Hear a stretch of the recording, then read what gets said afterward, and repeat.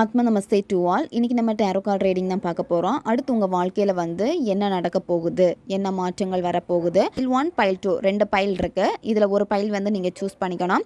உங்களால் சூஸ் பண்ண முடியலை அப்படின்னா கண்ணை மூடிட்டு நல்லா மெடிடேஷன் பண்ணிவிட்டு நல்லா ப்ரேயர் பண்ணிக்கோங்க. அதுக்கப்புறமா எந்த பைல் உங்களை அட்ராக்ஷனாக தோணுதோ அந்த பைலை சூஸ் பண்ணிக்கோங்க. நீங்கள் சூஸ் பண்ண பைல் கூட கனெக்ட் ஆகுறதுக்கு நீங்கள் எந்த பைல் சூஸ் பண்ணீங்களோ, பைல் 1 பைல் 2 இதில் எந்த பைல் சூஸ் பண்ணீங்களோ அந்த பைலை நீங்கள் கமெண்ட் பண்ணிக்கோங்க. 1 அல்லது 2 அப்படின்னு சொல்லிட்டு இந்த கார்டு எனர்ஜி கூட நீங்கள் கனெக்ட் ஆகிருவீங்க. பைல் 1 சூஸ் பண்ணவங்களுடைய ரீடிங்கில் இப்போ நம்ம போகலாம். பணம் சார்ந்த விஷயங்களுக்கு எஃபர்ட் போட்டுக்கிட்டே இருக்கீங்க. அந்த பணம் டிலே ஆகிட்டே இருக்குது. யாராவது அமௌண்ட் கொடுக்க வேண்டியது இருக்குது, அவங்க அமௌண்ட் கொடுக்காம டிலே பண்ணுறாங்க அப்படின்னா அந்த காசு உங்களுக்கு வரும். கொஞ்சமாக சேவிங் பண்ண நீங்கள் ஆரம்பிச்சிருவீங்க. உங்களுக்கு சில நேரத்தில் தனிமை ரொம்ப ரொம்ப அவசியம்.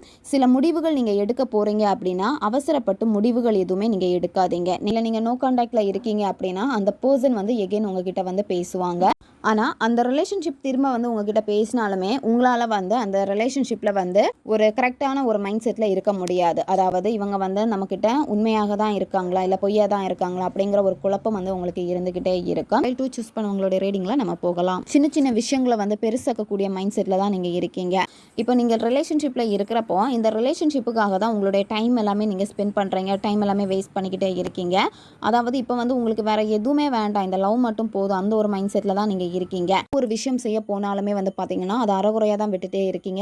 முழுமையாக செய்ய மாட்டேங்கிறீங்க, முழு மனசோட செய்ய மாட்டேங்கிறீங்க. அப்படியே நீங்கள் விட்டுறீங்க. அதுக்கப்புறம் இன்னொரு வேலையில் போகிறீங்க. இந்த மாதிரி தான் அங்கேயும் இல்லாமல் இங்கேயும் இல்லாமல் மாற்றி மாற்றி அறகுறையாகவே நீங்கள் பண்ணிக்கிட்டே இருக்கீங்க. இந்த மாதிரி நீங்கள் பண்ணாதீங்க.